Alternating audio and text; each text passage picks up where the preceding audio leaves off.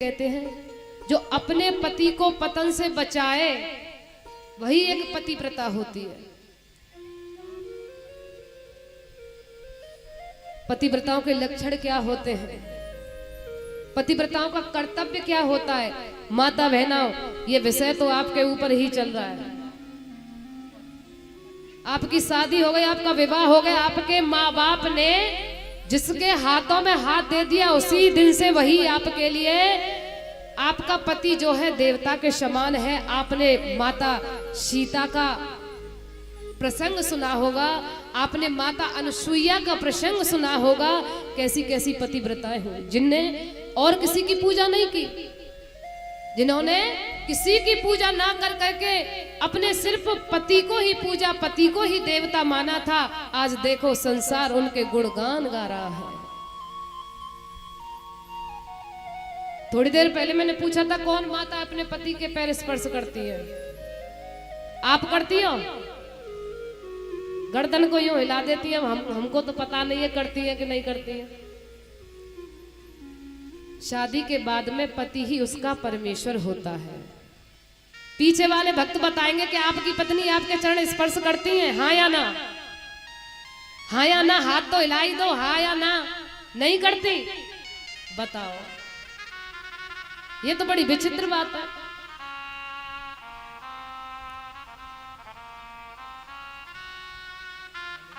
स्त्री के लिए उसका पति ही परमेश्वर होता है। स्त्री को कैसा होना चाहिए अपने पति के लिए?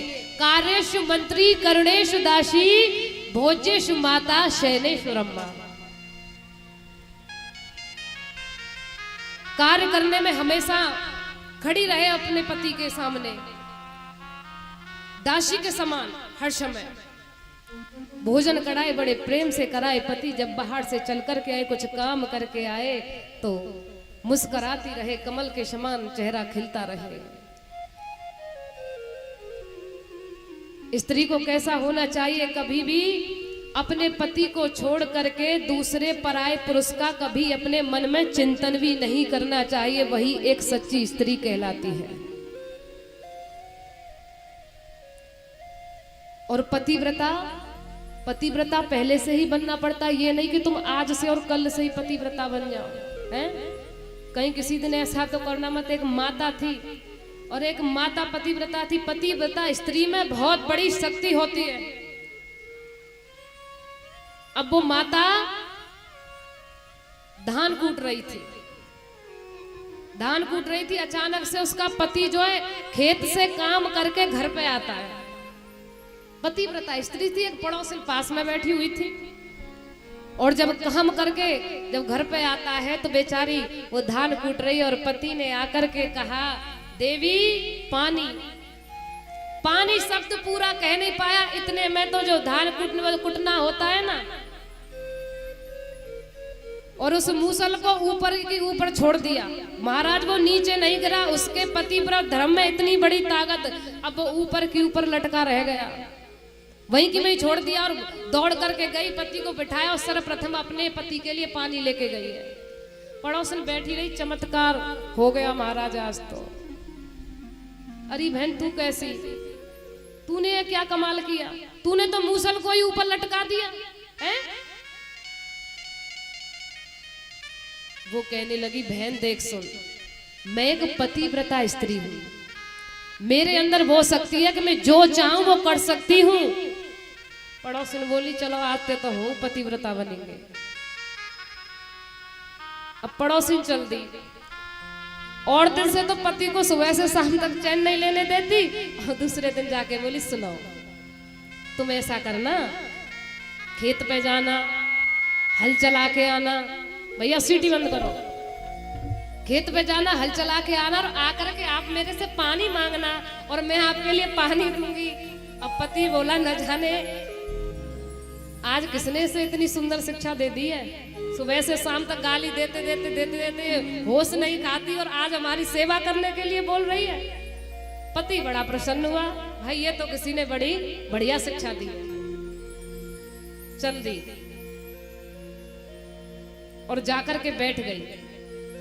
अब धान कूट रही है थोड़ी देर बाद बेचारा पति जो है खेत पर से काम करके आया, और जैसे ही काम करके आया, आकर के पति ने पानी मांगा, देवी पानी, और देवी ने उस मूसल को ऊपर से ही छोड़ दिया, छूटा क्या, आकर के एकदम से पैर पे गिर गया, चिल्लाती हुई पति को गाली देती है, अरे भगवान तेरा नाश जाए, सत्यानाश हो जाए तेरा, तूने मेरे पैर को ही कुचलवा के रख दिया। उसने कहा इसमें मेरी क्या गलती थी देवी, आप ही ने तो कहा था खेत से वापस आए तो पानी मांगना है। तो ऐसे पतिव्रता नहीं बना जाता। पत्नी उसे कहते हैं जो हर सुख दुख में अपने पति का साथ देती है। माँ बाप ने जिसके हाथों में सौंप दिया, जिंदगी भर तक मरते दम तक सिर्फ उसी की बन के रहना, वो होती है एक सच्ची पतिव्रता स्त्री। और पति ऐसी बात नहीं कि पत्नियों का ही ये कर्तव्य कहता हो। जब पत्नी हमारी अच्छी है, सुयोग्य है, घर में विद्वान है, लक्षणवान है, पति को भी ऐसा बनना चाहिए। ऐसा नहीं है कि पतिव्रता पत्नी है और आकर के तुम उसके ऊपर अन्याय कर रहे हो, शराब पी रहे हो, मांस मदिरा इत्यादि का सेवन कर रहे हो, उल्टे सीधे कर्म कर रहे हो, हैं, और आकर के बेचारी को तंग कर रहे हो, परेशान कर रहे हो। ये कोई पुरुषों का कर्तव्य नहीं कहता है, क्योंकि कहते हैं माता निर्माता भवती, क्योंकि सबसे पहले माता ही निर्माण करने वाली होती है। जब बच्चा संसार में आता है तो निर्माण करने वाली कौन होती है? उसकी माता। एक स्त्री के कई रूप होते हैं, एक स्त्री को बहन के रूप में, और वही स्त्री को बेटी के रूप में, वही स्त्री को पत्नी के रूप में, कई रूपों में देखा जाता है।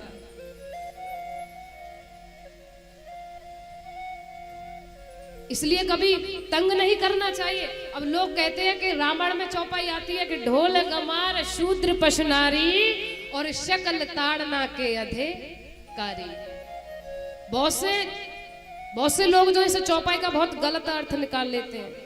ताड़ना मतलब ये शिक्षा के अधिकारी होते हैं, ये कोई मारने पीटने के अधिकारी नहीं होते। चलो घर में तुम्हारी पत्नी कोई गलती कर रही है, समझा दीजिए। ये नहीं होता कि आप लाठी लेकर के उसे मारो पीटो, उससे उल्टी सीधी बातें करो, है ना। क्योंकि अपने वेदों में शास्त्रों में नारी जाति को ही सर्वश्रेष्ठ माना गया है। नारी जाति से ये संसार है।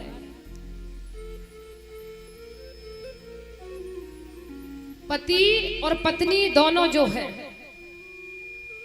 गृहस्थ चलाने के रथ के पहिए हैं। अब रथ का एक पहिया निकल जाएगा तो एक से तो रथ चलने वाला कभी है नहीं।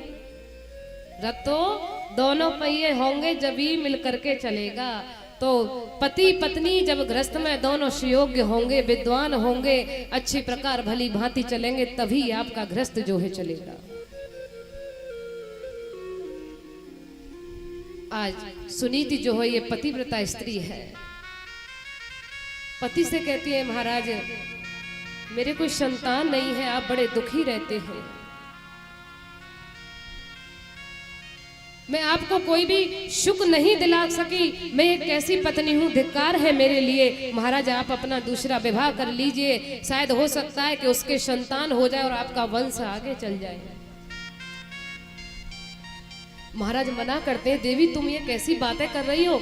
अरे आपने अपने मन में सोच भी कैसे लिया? मैं तुमसे अत्यधिक प्रेम करता हूं और ये मैं कदापि नहीं कर सकता, ये अन्याय।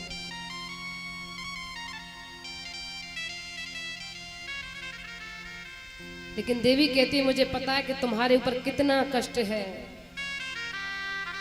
समाज तुम्हें निर्वंशी कहकर के पुकारती है और मैं बांझ कहलाती हूँ। महाराज ये पाप हमको अपने ऊपर से हटाना पड़ेगा, कुछ न कुछ तो कीजिए।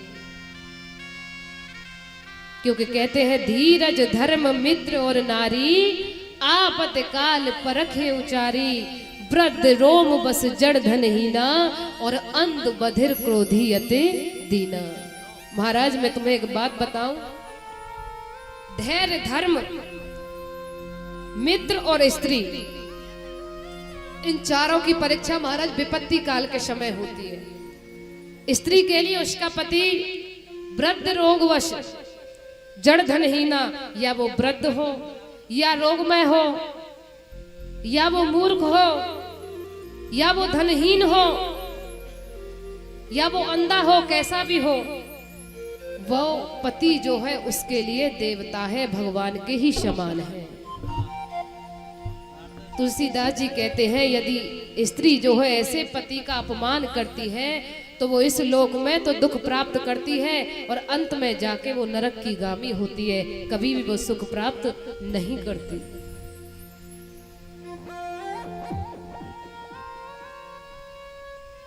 महाराज, मैं एक संतान के लिए तरस रही हूं। देखिए, औलाद को माँ बाप जो है जन्म देते हैं और जब आगे चल करके बुढ़ापा जब आ जाता है और बुढ़ापे में आकर के जब माँ बाप को ठुकरा देती है संतान जो है, तब उन माँ बाप को कैसा दुख होता है। और आजकल हाल ही यही चल रहा है।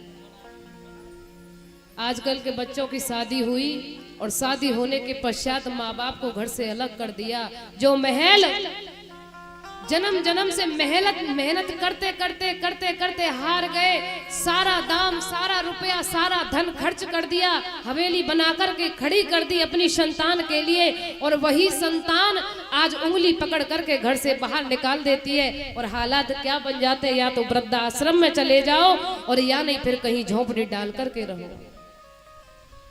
ऐसी क्या संतान। जब बच्चा जो है तोतले वचन बोलता है, जब माँ बाप को कितना प्रेम होता है बालक से, और हर माँ बाप एक यही चाहते हैं कि मेरे घर में कोई अच्छा बच्चा चल कर के आए। और जब संतान आ जाती है घर में तो उस बच्चे से कितना प्रेम रहता है, अपनी जितनी भी सारी खुशियां हैं सारी खुशियों को निछावर कर देते हैं माँ बाप जो है संतान के ऊपर। लेकिन संतान माँ बाप की तरफ देख नहीं पाते।